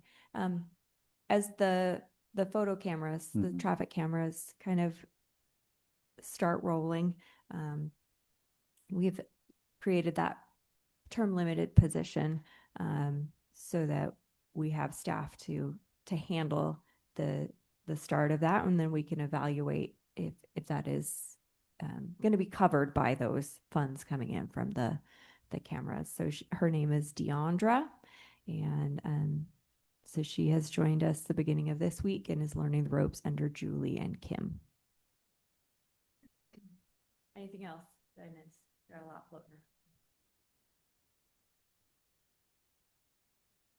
I got a question for the ICA. All right. Since you're filling in for the chief, are the cameras working? I'll have to report back on that. Got me. Oh. Ryan, did you have a note on that? I know I have seen an image where there was a request to my staff to go out there and trim a tree branch out of the way so we could actually see as it's pointed southbound into the city. Right. So I think they're getting pretty close Yeah. now that they have a clear line of sight. There you go. Okay. The one on the other side facing northbound, there's no tree obstruction there, thankfully. No, So no. I think the bridge took them all out. maybe, I don't know, but Okay, thank you. And so I guess you're up next, right? Director Ryan McBee? last but not least, from Public Works, we've got the utility rate study, which is ongoing. We alluded to that a little bit during the wastewater portion earlier. Also working with JC and the team on the water CIP as well. I've provided comments back to them, and I'm just waiting on their final kind of cost estimates there to get that over to the rate study consultant and the stormwater capital as well. Safe Streets, I've got a draft resolution that I'm actually reviewing right now, kind of as we speak in the background, and we'll get that over to the city attorney for review and to the council for study session, likely last meeting of the month, as we kind of move towards adopting that goal overall. We have an opportunity there to pursue implementation dollars for next year that we may be able to use for Whitehawk Boulevard extension and the roundabout at Highway 162 in Whitehawk as part of a funding package for the overall construction of the bypass, essentially. So hoping to get some good information there and get that in to secure some funding. I understand it's a very competitive implementation program, so we got to take a shot at it. Landscaping contractor, they started work immediately after the landscaping contract was approved by council on April 1st, and they helped us make sure that we had a great daffodil presentation of all of our city facilities and parks. So thank you guys for approving that. And then we've got a 3-year generator maintenance contract that we'll discuss here in a little bit, as well as a 3-year backflow testing contract that we'll bring forward in the month of May. And then the last thing is the cemetery pump had failed on us last year, And I actually have a request for a quote out currently as of April 9th to 8 vendors to install a new pump and camera the well to see what's going on down below. With JC's engineering team's assistance, we identified some future issues that we may need to address down the road, but we're going to be monitoring that this year. And then we'll bring more information to the council on the condition of the cemetery well once I have a video from down the hole. Are there any questions? The same maintenance crew, did they cut down those shrubs at the cemetery? Yes, they did trim those back into the They cut them in required half, plan. right? That is correct. And then what's going to happen is Frost is going to finish up that last little bit that we couldn't get to as we were getting closer to the daffodil preparations. They spent a lot of time up there in February, and that's been a long-term goal for the maintenance team to okay. do that. It's easier to give it to Frost in its current level, and now we can actually see who's in there at all times as we're driving by. Right. Yeah, I noticed that. Boy, it really opened it up. Oh yeah, they did a great job up there. Yeah. As things green up, it will fill in over time. Yeah. Yeah. It looks good. I liked it. Thank you. I'll pass that on to the staff. Yeah. Deputy Mayor Sproul, I had one more report from staff I wanted to give. I forgot. Okay, this is regarding the work that our staff has been doing on contracts. So one, there's a shout out to Tammy and her team, our finance director, as they've been looking at all of our contracts, bringing them up to date, ensuring that we're in compliance with them. In the midst of that, however, came across the library contract. We lease the library to Pierce County. And we found that, in fact, it showed that we're responsible for all utilities. But they, in fact, had been paying the stormwater, sewer, and garbage for 5 years. So it was incumbent upon us to contact the county and let them know we had not been in compliance with the contract. So we will owe them, and we'll be paying them shortly, about $18,800. Doesn't feel good. However, I do want you to know that we did collect about $200,000 in lease fees from them this last 5 years. So that's been a good contract, a good thing for us, a good thing for our citizens, a great service. But we're now back in compliance. And so far, Tammy, I'm thinking the other contracts have looked pretty good that we've been looking at. This was the first one we found a major problem with. Any questions?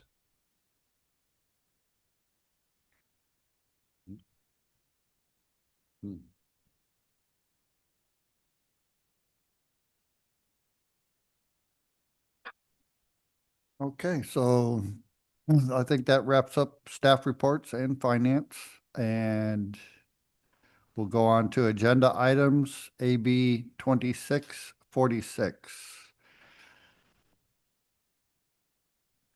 So, JC, you're going to lead this one? I pulled that mic right out. I can talk loudly as well. So what you have before you is a agenda bill associated with the Rainier Meadows subdivision. We need him on it. Louder on the mic? No, It's dead. I'm looking for new backups. So. Yeah, I'll stand. So what you have before you is an agenda bill for a easement relinquishment associated with the Rainier Meadows development, the old farm property along Foothills Trail on the south end of town. So essentially the summary of it is there was an old stormwater pipe that the city had an easement through the property that collected water and discharge out out towards the river in the low area, which is wetlands. As part of the design development of that project, that existing pipe would have been under a newly proposed home. So what they did is they captured that pipe, tied it into their stormwater system, accommodated that into their design, and the pipe is no longer in place. So the need for the easement is no longer there either. So what this instrument will do will relinquish that easement, and then what will come before you at the completion of the plat is the new easements associated with the new stormwater system, road, sewer, storm, etc., for the plat itself when final plat comes before you. So this is step one. City gives up the easement, and then the necessary new easements are reestablished in the final plat process.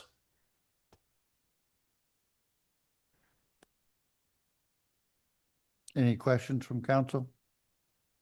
Council, we could move that to the April 29th council meeting. Standalone, Yes, standalone. if you so like, if you prefer. Okay.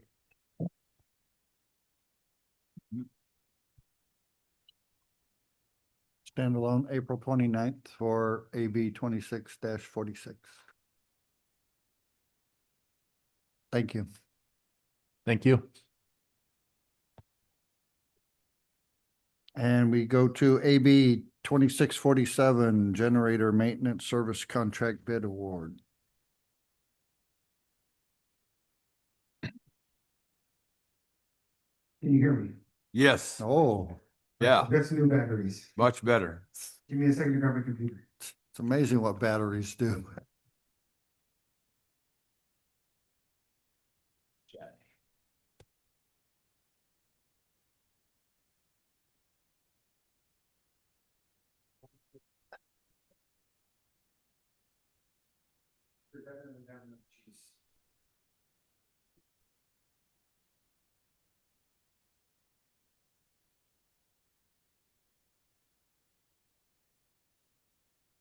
All right, so the agenda bill before us for conversation at this moment is agenda bill 2647, the 3-year generator maintenance service contract for Public Works and all of our city facility generators.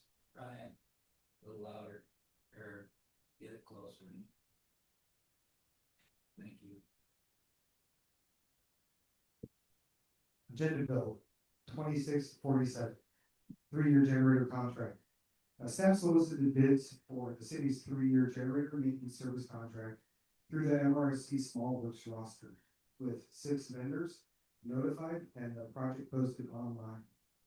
A total of 6 bids were received and evaluated for responsiveness and responsibility. The contract allows us to maintain annual maintenance for our standby generators for city water sources, our lift stations, facilities, and the wastewater recovery facility in the event of commercial power loss. Generators are an essential part of providing services to the city without service interruptions. Following the bid review, Energy Systems was determined to be the lowest responsive and responsible bidder across the combined schedules. The proposed contract provides generator maintenance services for calendar years 26, 2027, and 2028 in accordance with the bid schedules and specifications. Approval of this agreement will ensure continued maintenance of generators for the city and emergency repairs as needed. And from a fiscal standpoint, we have a $36,000 total budget for our generator maintenance. And the current quote and cost for this is $24,506.10 for 2026, 2027, and 2028, for a total contract of $73,518.30 over that 3 years.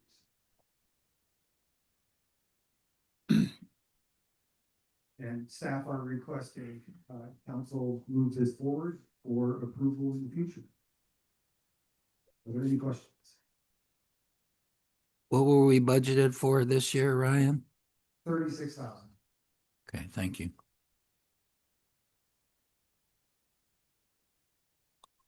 Are these established company, this company, are you familiar with them, Energy Systems? I haven't worked with them specifically, but we did thoroughly review their quote and vet that. Thank you.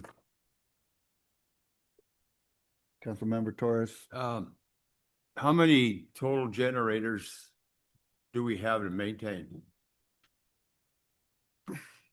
I don't have it off the top of my head, but if you give me about 5 minutes or less, I can get you that information. Are they all diesel? Yes, they are all diesel generators. They all vary in different size. We do have 2 portables, and then most everything else is stationary generators at our facilities. So if the lift station across the river there's a lift station right there, correct? So where is the generator for that lift station? It's actually right next to it. Right It's a next to it. big green, we got one code. Is it? Okay, all right. And the other ones are in buildings like at the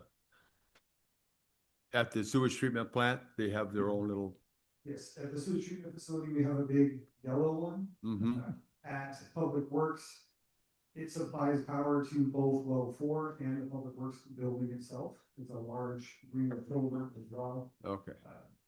Our newer lift stations have some that are built in. We do have a couple that don't have any that are permanently there. So we have 2 mobiles that will take over when needed. But all of our critical infrastructure has a generator. Okay. And I was curious, the lift station that brings that sewage from the old soldiers' home, brings it over across the river, is it gravity from there on? Yes, once it gets across the river, it takes over the ground. Okay, all right, thank you. Councilmember Tracy. Yes, Ryan, seems to me the last time we had a pretty good power outage, we had to go get a bunch of generators for the step systems. This doesn't include any of that issue? That is correct. It does not include for those step systems. And although we did purchase several additional for the step tank systems, we did end up returning, I believe, 2 or 3 of those generators that we purchased for that power outage back in So, October.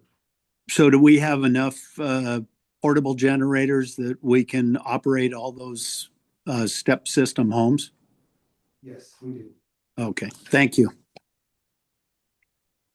And then my question is, if this is for budget year 2026, who's doing the maintenance today? Currently, we don't have a contract in place, but these guys are ready to execute as soon as we're approved. Okay, thank you. Deputy Mayor, I have somebody, an attendee that has their hand raised. I think it may be Councilmember Holland. Can I allow him to speak? Sure. Okay.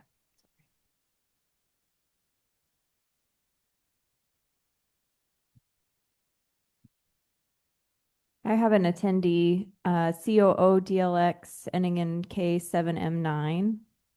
If you have a question, you can go ahead and unmute and ask your question.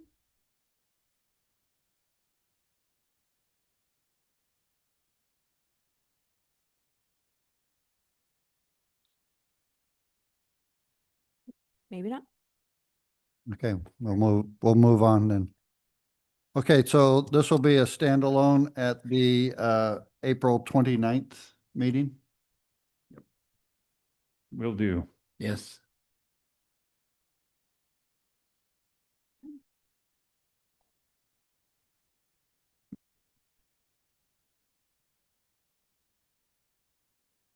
And that will take us to AB 2648, which is the Stormwater Management Program update. Also Director McBee.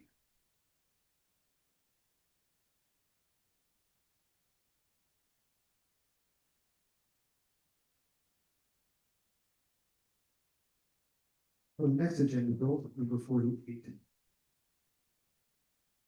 The city is required under the Western Washington Phase 2 National Pollution Discharge Elimination System, commonly known as NPDES, for 2024 to 2029 to update its stormwater management program plan to document compliance with section S5 of that permit and reflect current program activities. Section S5 actually outlines the required components of our stormwater program, which include our public education and outreach, our public involvement, illicit discharge detection and elimination, construction and post-construction stormwater management, and municipal operations. The attached scope of work includes preparation of an updated SWMP plan that incorporates updates since the last plan in 2021 and addresses ecology comments on prior submittals and then aligns with our current permit requirements. The updated SWMP plan will serve as a standalone compliance document and will be made publicly available as required by the permit. And then we will also update that as needed. The attached scope and budget was negotiated through the city's on-call architectural and engineering services policy for projects under $200,000, which allows us to utilize the on-call agreement for the proposal. Given Parametrics' existing contract nearing completion of our stormwater master plan, they are best suited to complete this SWMP using existing information, analysis, and coordinated code updates from that effort to efficiently update our SWMP plan in compliance with those permit requirements.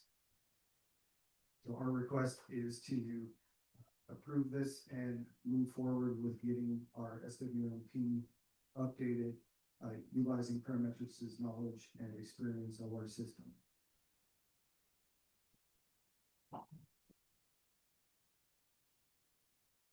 Any questions? How often do Councilmember we, Hogan. oh, thank you.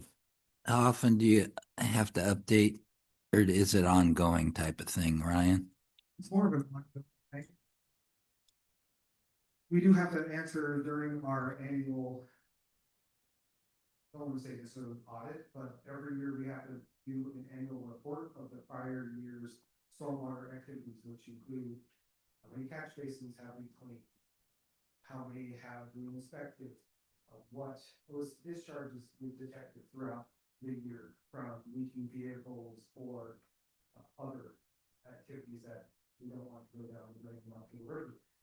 So we do try to keep that thing updated pretty frequently, but with it not being updated since 2021, it's time for a good thorough update, and at the same time that we're finalizing our stormwater management overall. The intent is to update it every year as situations change, as projects get completed, or new developments are added. Just like Bridgewater, the plat there is not included in anything currently, as well as the workout agreement Meadows Part 2 isn't included in there. This is something that for our staff to take on ourselves takes them away from doing actual maintenance on our stormwater system, keeping track of all of those vital records. That we have to be able to document, prove that we've done the work that we're saying. Question? Yeah, and with the updates, we're not going to see this amount of expense, right? Because we're catching up since 21, and then it'll be not 55K every time we update it. Yeah, no, it shouldn't be that in any future budget years. If anything, we're looking at potentially a few $1,000s of update as things change and we progress through planning and we increase our maintenance activities. And you'll still use the on-site engineer to do that for you? Yeah, it's very likely that we would do. Okay, thank you. I'll go with the standalone. I got a couple questions, or a question. Was this put on the shelf? I'm looking at the scope of work and most of it's talking about 2025. And what did that? I did catch that as I was putting the packet together and just didn't get enough time to get over to GSC to update the. Okay, okay. Okay, that's all I've got. Standalone for the 29th. Got it. Thank you, Councilman. Thank you.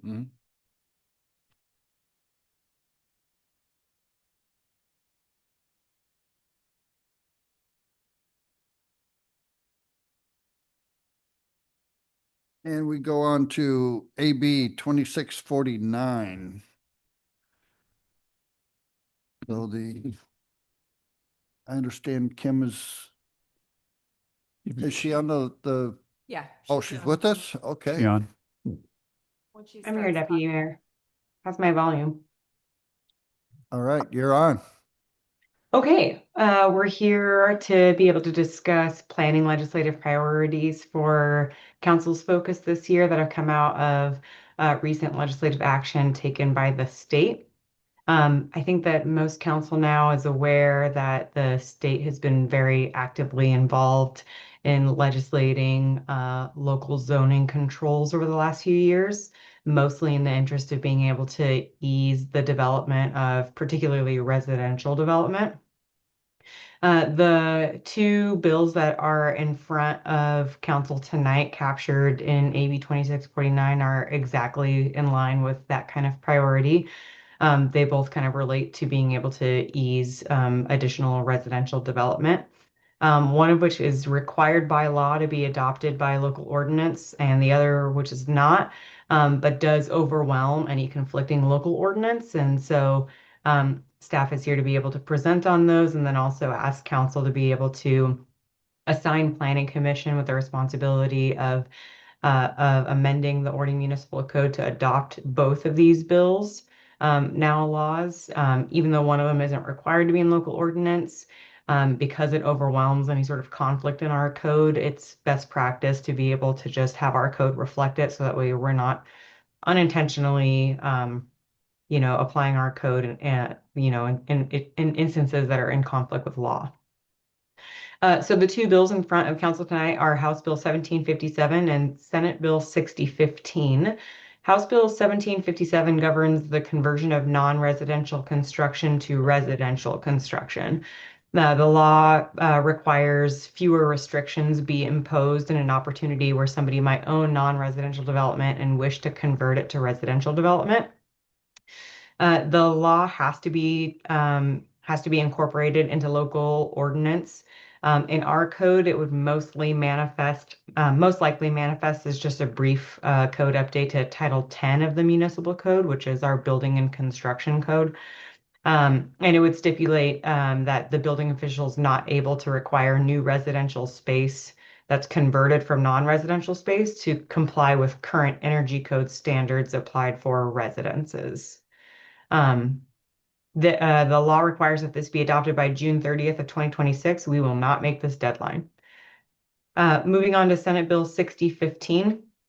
6015 governs parking configurations for residential development. It's not required to be adopted in local code, but we do have a couple conflicts with the new law as exists in our current code governing parking right now. The new law adds a section to the Growth Management Act that limits the requirements that cities can apply to residential parking design. It stipulates that required parking stalls cannot be required to be enclosed or garaged. If you provide for parking in your driveway, that has to be allowed. We don't have an issue on that front. The law also establishes parking space size restrictions, so maximum requirements that the city can be able to require unless it's an ADA stall. It allows existing gravel parking areas to remain as is for up to 6 vehicles. Again, this is focused only on residential parking. So if there's any sort of non-residential parking that's existing gravel, we would still defer to the city engineer for any sort of drainage requirements or stormwater requirements that might govern it to be a paved area. And otherwise prohibits required parking if a tree retention standard would create the project to be infeasible. It also exempts existing paved parking areas from having to bring a parking stall that's too small into compliance with new laws if it can be demonstrated that doing so would be more costly for the property owner. So we have a couple conflicts with this code or with this new law in our existing code. I would recommend that best practice is to be able to align our code with the law. Our code provides that Planning Commission is only able to work through code amendments via authorization from City Council. And so we're here tonight asking that City Council direct Ording Planning Commission to work with me on implementing House Bill 757 and Senate Bill 6015 into revised sections of the OMC, which we will eventually take for final adoption or action by City Council. Both of these bills are included as exhibits in tonight's agenda packet or this afternoon's agenda packet. I'm glad to take any questions that the council may have. And Deputy Mayor, I'm also glad if it's appropriate, I can give a more general staff report on behalf of planning to discuss some other planning related activities that have been happening. Yeah, if you want to go ahead with that staff report, we'll take that now. Okay, do that now. Okay, no Yeah. problem. Okay, we took to Planning Commission meeting last week. We took 3 new ADR, that's Architectural Design Review applications, each of which was passed. It included a remodel at 130 Corin, that's the old transmission shop. JJ Plumbing has recently purchased that building and is going to be remodeling it to facilitate their plumbing store in town, and a few other tenant spaces. Let's see, Planning Commission also approved design review permit for a new fuel station with upstairs apartments that's going to be located at the vacant lot adjacent to L&M Firehouse. And then they also approved a sign permit for the new Domino's in town, which is going to be located where the old Pizza Hut was. The design review, there was also a design review pre-application meeting, and that was held for a proposed remodel at Route 66 Pizza. Route 66 Pizza received feedback from Planning Commission on some design ideas or solutions that they could implement to better align their project with Orting's adopted design aesthetic, which is turn of the 20th century Victorian or Western design. Let's see, what else? I've conducted a downtown parking study and met regularly with the city administrator and with the mayor on the results of that study. We are planning to meet with the Orting Business Association at their May meeting to be able to discuss the findings of the report and what our expected recommendation to council will be as a result of that report for permanent parking reform in Orting's downtown core. We want to be able to receive the reactions from the business community because they're the chief interest in moving forward with this kind of change, and they'll certainly be the ones most impacted by it. And so we'd like to gauge their reactions and maybe represent some of their testimonials in the study that's presented to council, which we expect to make at the May Committee of the Whole meeting. At that meeting, we'll similarly be asking council to assign Planning Commission to work with me towards making permanent code amendments to be able to establish whatever direction it is that council offers for permanent parking reform in Orting's downtown core. And then I continue to remain engaged with applicants for large upcoming or underway projects in town. The Rainier Meadows plat and PUD has recently submitted an application for final plat and final PUD. And we expect that in the coming weeks, we'll formally accept those. They have a few changes to make before we can accept them into the city, but we expect that to be forthcoming pretty soon. That project, as a reminder, will have to have a public hearing before Planning Commission, and then Planning Commission will have to provide a recommendation to council, who is the ultimate decision maker on the final PUD. So that project will be back in front of this council for the final decision before it's approved or denied. Let's see. Oh, and then we've also been meeting regularly with the school district. The school has 2 pretty big projects. One is the Early Learning Center, which will be behind Ptarmigan. And then they also have, of course, the new elementary school on their vacant parcel located southwest of the Public Works shop. And so we've met for interdisciplinary pre-application meetings with the school district on both of those projects.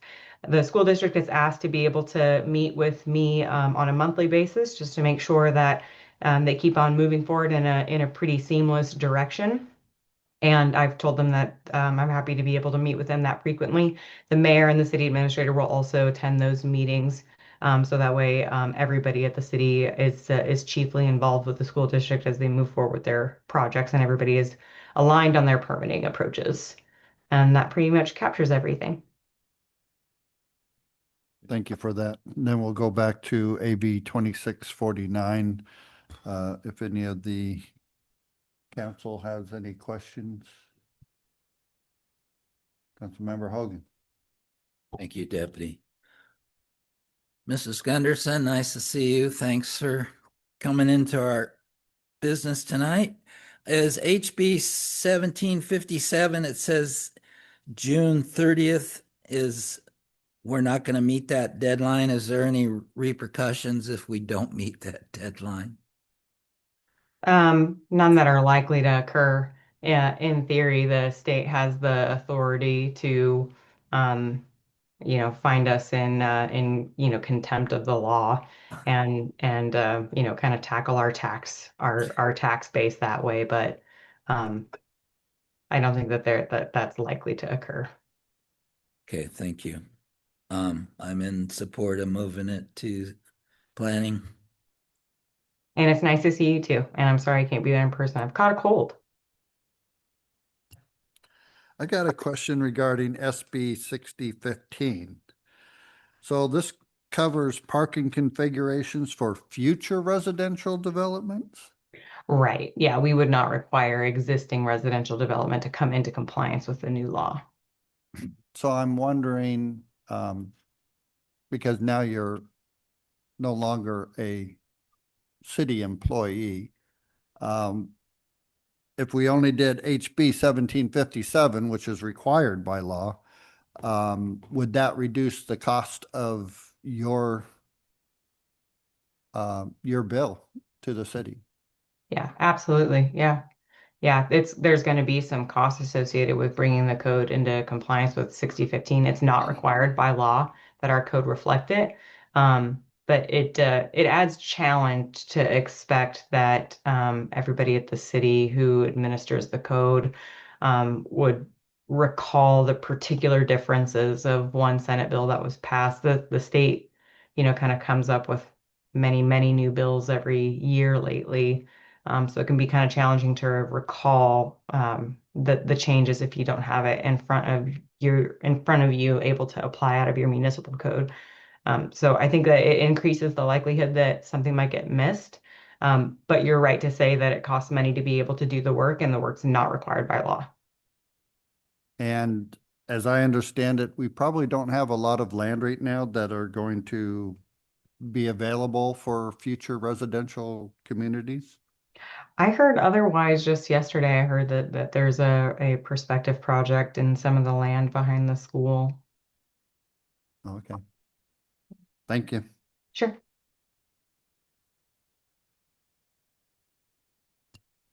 We'll do this as a standalone and, oh, no action taken on this one? Yes, I think This- to oh, this- pass it okay. to the planning commission, your approval to, so we should put it on 429. Is that right, Kim? That this needs to go to, the council needs to vote to approve this to go to the planning commission. Right. All right, so that'll be on 429. So So, standalone. so it goes to the planning commission first, correct?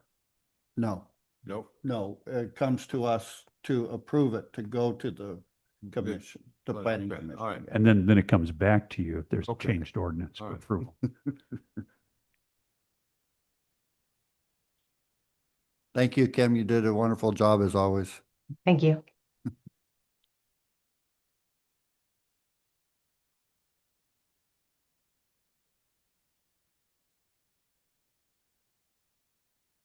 Okay, and this takes us to E, AB 2650 and Councilmember Torres. Yes. And so I'm asking the city council to consider of adoption of an ordinance number 2026-1161 and authorizing an elected official to volunteer. Can I interrupt you just for one Sorry. second? Did all the other council members get the email? Yes, I Whether emailed, they read it or not, that, I did email it to them Okay. as well, yes. so I don't know if the other council members have read that yet. Council members online, Tracy? Haven't read through it yet. We're staying on the other stuff right now. Okay, so we'll just discuss it right now and then we'll, thank you.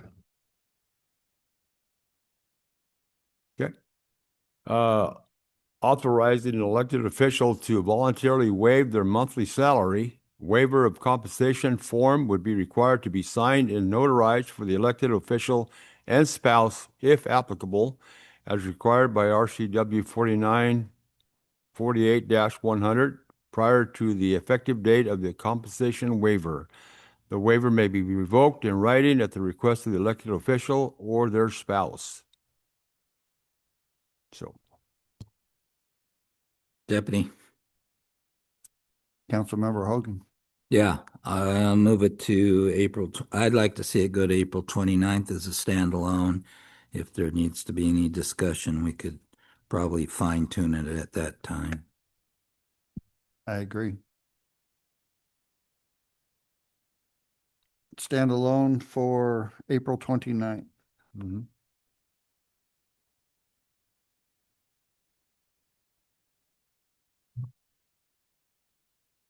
And that brings us to item number F, the mayor's corner, finally. Now I have my name associated with F. This seems to be something that I've seen quite a few times, so.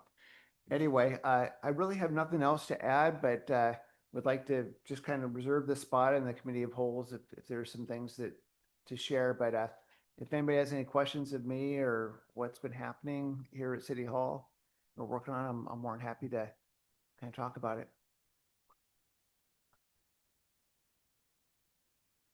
Okay, Thank you. no other questions? Nope. We can adjourn